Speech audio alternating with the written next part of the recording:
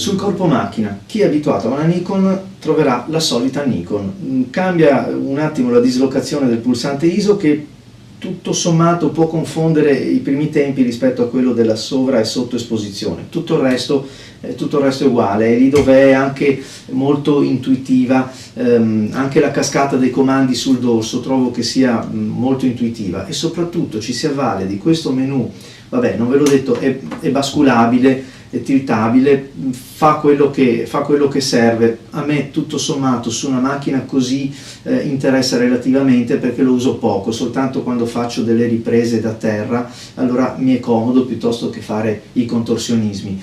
E soprattutto comunque è un display attendibile, è un display che veramente ci fa vedere quello che stiamo inquadrando.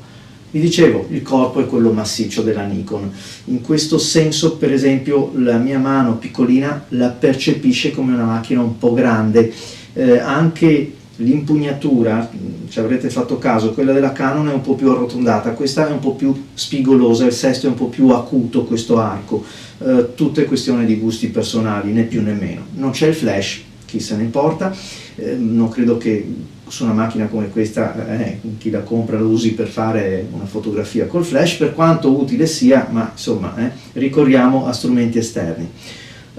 Parliamo un attimo degli ISO. Beh, questi sono rimasti belli come quelli dell'810, soprattutto i bassi ISO. Guadagna invece in alto e guadagna qualcosina in più. Io non sono un fanatico degli alti ISO. Quando così, insomma, ai miei corsi mi si dice è uscita quella, fa 50.000, 100.000 ISO. Per noi paesaggisti, per noi che facciamo scatti, insomma, sul cavalletto prevalentemente, credo di non averne neanche mai fatto uno a 50.000, 30.000, 32.000. Quando abbiamo dei 400 puliti per il paesaggio, e qui sono pulitissimi, quando abbiamo dei 1600 ISO, anche 3200 per la cerimonia, per magari qualche scatto invece nel bosco dove dobbiamo avere la velocità in questo caso, 6400 se proprio vogliamo fare lo scatto un po' particolare, ma mi sa che però in questo caso i 6400 sono quasi spendibili, dico quasi per farvi capire un po' anche il mio mondo fotografico, che è fatto di ricerca, di nitidezza, di qualità. Però i 6400 di questa, i 3200 di sicuro, i 6400 il passo avanti c'è, e talvolta è straordinario vedere con obiettivi che hanno un'apertura relativa significativa, 6400 significa avere dei tempi di scatto velocissimi e una qualità che effettivamente è migliorata senz'altro. La batteria mi ha stupito anche questa. Come state percependo dal mio resoconto, è una macchina che effettivamente è a posto, cioè è difficile muovere una critica a questa fotocamera.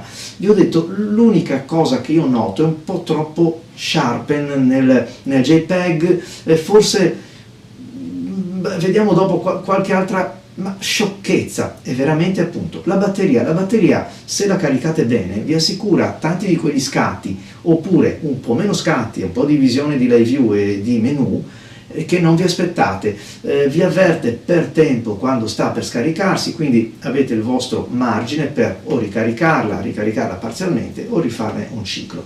È garantita anche per, insomma, un buon ciclo di ricariche, nulla da dire. Gli ISO, vi dicevo, pienamente soddisfacenti. L'ISO invarianza di questa camera è secondo me ulteriormente superiore a quella della D810. Questo è un mio parere personale, io la trovo anche superiore a quelle delle varie Sony 7R2 o 7R3. La trovo superiore perché, chissà, forse mi piace di più il sensore. Sta di fatto che i 4 stop, per non dire i 5, che non voglio fare il fanfarone, ma i 4 stop li recuperate e difficilmente vi accorgete dal file, diciamo, qualitativamente esposto correttamente a quell'altro recuperato. Quindi la gamma dinamica, perché poi di questo stiamo parlando, è più che mai garantita, fermo restando che, io la penso così, cannare una foto di 5 stop significa che abbiamo sbagliato qualcosa, perché difficilmente ci troviamo a recuperare così, a meno di volerla impostare in quel modo. Allora, impostata così è un conto, però difficilmente se ne recuperano tanto. che cosa ci interessa? Recuperare i classici 2, anche 3 stop che nel paesaggio sono fondamentali. Ed in questo senso bisogna riconoscere che è una macchina che ci toglie l'ansia anche di scattare quelle foto che il nostro occhio vede in un modo e poi sapete com'è, il sensore digitale, la conversione eccetera, ce le fa vedere in tutt'altro modo. Un po' di post-produzione su un file RAW elastico. Nella comparativa con la Canon, con le varie Canon che ho messo a confronto, vi accorgerete che si fanno quasi le stesse cose, ma con più fatica, con più passaggi, con più attenzione, cioè il file non è così elastico e non c'è questa qualità di dati e di recupero dei dati che Nikon stavolta ha messo sul piatto, quindi ancora 10 lode in questo senso. Il fatto che sia touch secondo me aiuta moltissimo per esempio nella gestione dei menu, perché con la vecchia, ma anche con le Canon che non hanno questa tecnologia, tocca spostarsi muovendo le dita. Qui è molto più facile. Io sono diventato recentemente un fan dei menu touch, non lo sono mai stato, ma anche la possibilità di allargare, zoomare, chiudere, andare a vedere le foto. Ora ve lo faccio vedere, andare a vedere i gruppi di foto, non una sola per display, soltanto utilizzando le dita, come su qualsiasi tablet, su qualsiasi smartphone di oggi, ci toglie dall'impiccio di prendere i comandi, a volte doppi comandi da premere contemporaneamente, poi aspetta che l'allargo. È una meraviglia, devo dire la verità, anche la risposta, cioè la velocità di risposta, la reattività nell'apri, chiudi, gestisci, sposta, è notevolissima. Allora, menu, dicevo, andiamo a vedere nelle impostazioni, che così vi racconto anche un pochettino di quelle prima di. Vabbè, tutte le possibilità di gestire il nome dei file, usare la slot primaria, quella secondaria, tutte cose che vi andate a vedere dopo. A me interessa una cosa che per esempio non c'era sull'altra camera. Nelle impostazioni c'è il ripresa display, ci dà l'esposizione posticipata. Allora, innanzitutto c'è anche la possibilità di usare la tendina elettronica, ma qui possiamo posticiparla di 0,2, 0,5 o un secondo fino a 3 secondi. Questo diventa molto interessante perché possiamo lavorare anche senza il cavo flessibile, lo scatto remoto, quando non ce l'abbiamo dietro. Allora possiamo cliccare, si alza lo specchio e sentite che parte lo scatto soltanto col temporizzatore che abbiamo impostato. Utilissimo, cosa che c'era già in Canon. Possiamo dare anche tutte le altre impostazioni le abbiamo viste, anche il limite della raffica che vogliamo impostare. A volte è vero che non ci serve, come vi dicevo, una raffica da 6, da 10 fotogrammi, possiamo ridurla un pochettino. In altre camere abbiamo dei valori standard, qui possiamo passo passo settarla. La customizzazione, vi ripeto, è un altro punto di forza di questa macchina. Sentiamo lo scatto a un trentesimo, no, non mi interessa, un quattrocentesimo, track, è velocissimo e ben ammortizzato. In questo caso Canon fa altrettanto bene, si sente proprio che lo specchio si muove velocemente, ma appoggia bene, quasi in maniera progressiva, chiamiamola, nell'ultima fase di attacco. Devo dire fantastico, perché questo non sembra, ma mantiene anche un equilibrio e una assenza di vibrazioni nel corpo camera, perché d'accordo lo stabilizzatore, d'accordo tutto, ma le vibrazioni sono sempre in agguato. Allora, veniamo un pochettino rapidamente alle conclusioni, se no diventa un fiume, una recensione fiume. Poi vi ripeto tutti gli altri dati, li vediamo là. I dati salienti quali sono? È una camera appunto veramente a posto, difficile fare e muovere una critica.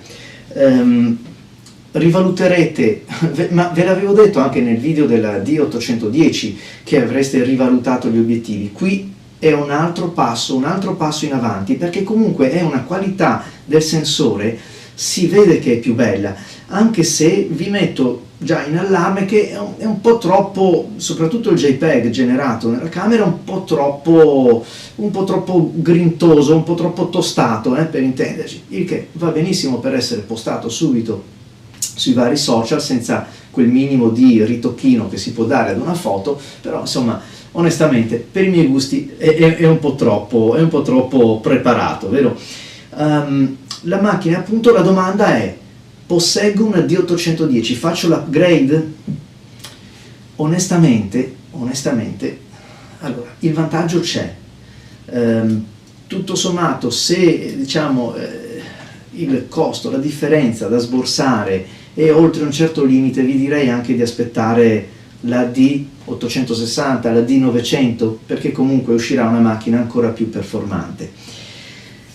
Se ho una D800, sì, assolutamente sì, perché il divario è davvero importante. Sulla D700 che abbiamo citato prima, solo come termine di paragone, è chiaro che non è possibile più metterla a confronto, perché questa, ecco, le manca di fare il caffè, poi fa veramente tutto e molto bene.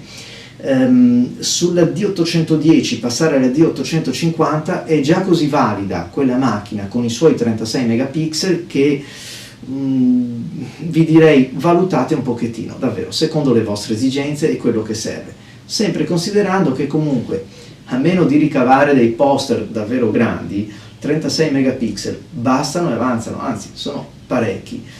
Chiaro, qui ne abbiamo un po' di più. Il cropping, sorrido perché vedrete nel prossimo video che farò, che analizzo a monitor le immagini, vedrete che fare cropping con un sensore come questo, dove lo sharpen del JPEG, che io spesso utilizzo nelle foto che faccio a raffica, quando fotografo qualcosa che genero parecchi scatti, non mi metto a farli in RAW, perché so che comunque bene o male il JPEG, per quello che sono le mie esigenze, mi soddisfa, e c'è una tendenza della camera a dare uno sharpen centrale quasi sovradimensionato. Sarà una questione mia di percezione, ma a me pare così. È anche vero che il JPEG, attraverso il software che regola le qualità della lente, quindi cerca di livellare un pochettino anche la caduta che c'è ai bordi, genera un file così a posto che si ha l'impressione che anche negli angoli, pur sapendo che la lente non può arrivare a fare quel dettaglio negli angoli, sembra una lente così dettagliata, così appunto. Aprendo il RAW vi accorgete che c'è un peletto di più da lavorare per ottenere quel contrasto che secondo i miei gusti, vi ripeto, è troppo. Sono tanti file, sono tanti dati, allora anche in questo dovete imparare a familiarizzare. Io lo avevo già scoperto con la 5D SR, che sono 50 megapixel e un pasto abbondante. Dovete mettere in conto che rispetto ai 36 megapixel c'è anche un incremento significativo di dati da scaricare, gestire e convertire sul computer. La conversione del RAW in JPEG, DNG, TIFF, quello che volete fare nelle batch di lavoro dei vostri workflow, è un pochettino più lenta rispetto alla D810, anche secondo me un po' più lento rispetto alla 5D SR. Il mirino è veramente bello, anche ma credo per tutti, ma soprattutto per quelli come me, vi ho detto, e sarete in tanti, presumo, che hanno il piacere di inquadrare. Ho ritrovato questo piacere che avevo su macchina e pellicola, e poi insomma non dimentichiamo che venendo dal medio formato e grande formato, per me la visione sul vetro è una cosa alla quale sono affezionato, davvero molto bella, forse non bella come quella della 1DX, ma ne parliamo nel prossimo video. Grazie a tutti per avermi seguito e vi invito a continuare a farlo sul canale YouTube di PhotoArt. Ciao!